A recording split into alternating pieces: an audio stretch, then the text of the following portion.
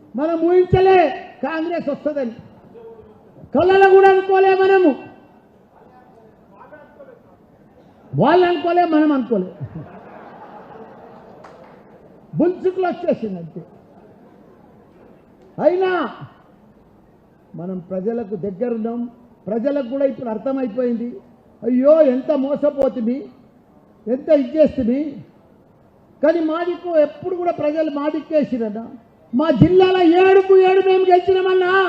ప్రతి seat 50,000 majority తోటి తెలంగాణలో ఫస్ట్ జిల్లా, ఫస్ట్ మంత్రి, రికార్డ్ బ్రేక్ చేసిన మంత్రి మల్లారెడ్డి అన్న. కాబట్టి వచ్చే ఎలక్షన్స్ అన్నీ కూడా లోకల్ బాడీ ఎలక్షన్స్ ఆ కాంగ్రెస్ ప్రభుత్వం పెట్టేటట్టుగా అనిపిస్తలేదు. వాళ్ళకు చూస్తే ధైర్యం లేదు. వాళ్ళు ఏదో బుల్చుకులా కాంగ్రెస్ ప్రభుత్వం వచ్చింది గద్దె మీద కూర్చున్నారు, కానీ ప్రభుత్వం పరిపాలించే సత్తా వాళ్ళకి లేదన్న. వాళ్ళకి చెడగొడుతురన్న వాళ్ళు మొత్తం. మన సీఎం కేసీఆర్ గారు 10 ఏళ్ళు కళ్ళల్లో ఒత్తులేసుకొని రాష్ట్రాన్ని దేశంలోనే నంబర్ 1 రాష్ట్రంగా అభివృద్ధి చేసిండన్న. ఒక ఆదర్శ రాష్ట్రంగా తయారు చేసిండన్న మన సీఎం కేసీఆర్ గారు. 12,769 గ్రామాలుంటే ప్రతి గ్రామంకు గ్రేవ్ యార్డు, డంపింగ్ యార్డు, మళ్ళీ క్రీడా మైదానం, నర్సరీ, ఇవన్నీ కూడా తాగునీరు, సాగునీరు చేసిన ఘనత మన సీఎం కేసీఆర్ అన్న. దేశంలో ఎక్కడ లేదు మన లెక్క అభివృద్ధి, మన లెక్క రాష్ట్రం. కరెంటు కానీ, ఉత్పత్తి కానీ ఇవన్నీ కూడా. మొన్న పంట వండితే అసలు రోడ్లు, గోదాములు, రైస్ మిల్లు సరిపోలేదన్న. 3 లక్షల మెట్రిక్ టన్నుల ధాన్యం పండించిన ఘనత మన సీఎం కేసీఆర్ అన్న. దేశానికే అన్నం పెట్టే రాష్ట్రాన్ని అన్నపూర్ణ రాష్ట్రంగా తయారు చేసిండు మన కేసీఆర్ గారు మన రాష్ట్రాన్ని. అసలు రాష్ట్రాన్ని, అసలు మహాత్ముని పట్టుకొని మన మాజీ సీఎంను, నేను 100 మీటర్ల లోతు బొంద పెడతా, నేను అది పెడతా అంటే ఎంత దుర్మార్గం ఇది, ఎంత దౌర్జన్యం. మనని పొందబెడతాడు, మన కేసీఆర్ని పొందబెడతాడు, మన బీఆర్ఎస్ పార్టీని పొందబెడతాడు.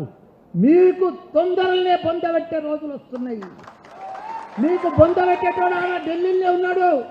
ఆల్రెడీ స్టార్ట్ అయిపోయింది, మీ బొందలు స్టార్ట్ అయిపోయినాయి ఆల్రెడీ. మొన్ననే ఢిల్లీలో ఇండియా కూటమిలా ఆఖరికి 3 జరిగిపోయారు. ఎవరెవరు జరిగిపోయారు? మమతా బెనర్జీ జరిగిపోయిందా? నితీష్ కుమార్ జరిగిపోయిందా? ఆపు పంజాబ్ సీఎం జరిగిపోయిందా? ఇక 3 పోయినాక ఎవరు మిగిలినరా? రాహుల్ గాంధీ ఒక్కడే ఒక్కడే ఒక్కడే. ఆయన రెండోసారి జోడో యాత్రకు పోతే మిగతా పార్టీలన్నీ చోడో యాత్రకు వెళ్ళిపోయింది.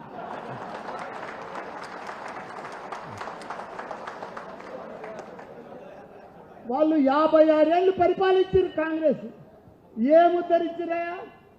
మన తెలంగాణలో మనకంటే ముందు 10 ఏళ్ళు వాళ్ళే ఉన్నారు కదా. ఓ కరెంట్ ఇచ్చిర్రా, ఓ తాగునీరు ఇచ్చిర్రా, ఓ సాగునీరు ఇచ్చిర్రా, ఓ 200 పిచ్చిరు ఇచ్చిర్రు. వాళ్ళు పెద్ద పెద్ద మాటలు మాట్లాడి 6 గ్యారెంటీలు చెప్పి, పెద్దగా మాయ మాటలు చెప్పి, మోసపూర్తి మాటలు చెప్పి మీరు ప్రభుత్వంలోకి వచ్చిండ్రు. తప్పు లేదు, మేము స్వాగతిస్తున్నాం. కానీ మీరు 6 గంటలు 420 420 నంబర్ పెట్టుకొని అవన్నీ కూడా చేస్తామని చెప్తున్నారు. మీరు చెయ్యాలంటే, ఇయ్యాలంటే మనసులో ఉంటే మీకు 5 నిమిషాల పని కాదు. రైతు బంధు ఎందుకు వేస్తలేవు? అప్పుల పాలు చేసిపోయారు అంటున్నావు. అప్పుల పాలు కాకపోతే నీకు లంక బిడ్డలు ఇచ్చిపోతారు. అవన్నీ వంచుకుంటారుగా మంత్రులంతా లైన్గా కూర్చొని.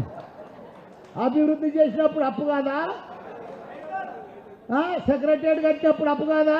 కాళేశ్వరం కడితే అప్పు కాదా? కేంద్రంకి వెళ్ళి వాళ్ళని తెచ్చిచ్చిర్రా కాళేశ్వరానికి? యాదగిరిగుట్ట కడితే డెవలప్మెంట్ కాదా?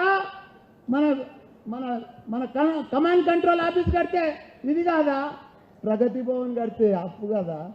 వీళ్ళకట్ట అప్పు ఉండొద్దట, లంక బిందెలు పెట్టి పోవాలంట, వీళ్ళు వచ్చి కూర్చుంటారట, దబ చేస్తారట. అరే అంతా ఆన్లైన్ సిస్టమ్ చేస్తాం. రైతు బంధు పడుతుంది ఆన్లైన్లో. నువ్వు 10,000 వేస్తాను, మేము 10,000 వేసినాం, నువ్వు 15,000 కొట్టు. అప్పు చేయి, ఎవడో తాతోండి నువ్వు. మేము 2000 పిక్చర్ ఇచ్చినాం, మీరు 200 ఇస్తే నువ్వు 4000 ఇస్తాను. నువ్వు ఏయ్ ఆన్లైన్లో ఇంకా ఆ గ్యారంటీలు ఎందుకు, ఆ అప్లికేషన్లు ఎందుకు, ఆ ఫామ్లు ఎందుకు, ఇదంతా ఎందుకు? ఆన్లైన్లో ఆల్రెడీ డాటా ఉన్నది. ఎంతమంది పిక్చర్ పోతుందో అంతమందికి వేసాయి 4000. ఎవడన్నా నాపుతుందా నిన్ను? 4000 వేస్తే ఎవడన్నా నాపుతుందా? పొద్దుందాక కేసీఆర్ తిడుతురు, కేటీఆర్ తిడుతురా వాళ్ళు. అరే పిక్చర్ కళ్యాణ లక్ష్మి వేస్తున్నాం, ఏయ్ కళ్యాణ లక్ష్మి చెక్ నెంబర్ తులం బంగారం ఇస్తున్నాం, ఏకాయ్ ఇచ్చాయి తులం బంగారం. ఎవడంత వద్దు అంటుండా? నిన్ను ఎవడన్నా నాపుతున్నాడు? అది చేత కాదు, అది వెయ్యలేక రోజు మీటింగ్లేనాయా, రోజు మీటింగ్లే.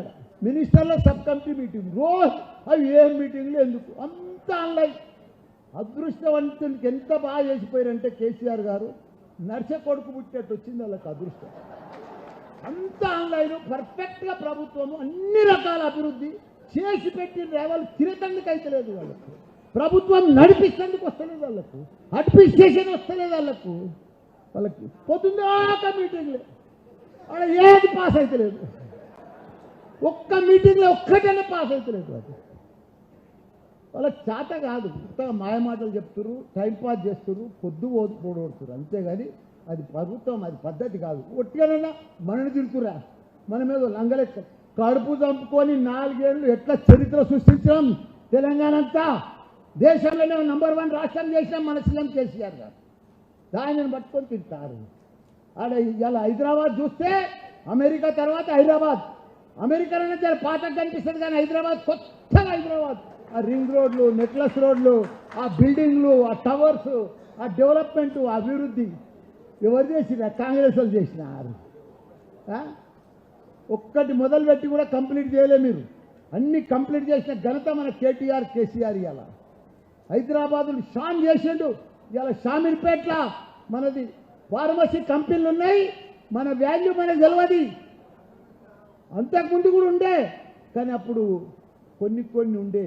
మన కేటీఆర్ గారు పట్టించుకొని ప్రపంచంలో ఉన్న కంపెనీలను తీసుకొచ్చి వాళ్ళకి అన్ని రకాల కూడా నీళ్ళు ఇచ్చి, కరెంట్ ఇచ్చి, ఫెసిలిటీస్ ఇచ్చి, కొత్త పోలీస్ స్టేషన్ పెట్టి ప్రపంచంలోనే నంబర్ 1 చేసిన ఘనత మన కేటీఆర్ గారు. ఇక్కడ ఫార్మా కంపెనీ జెమినిన్ వ్యాలీ, అది మామూలు విషయం కాదు.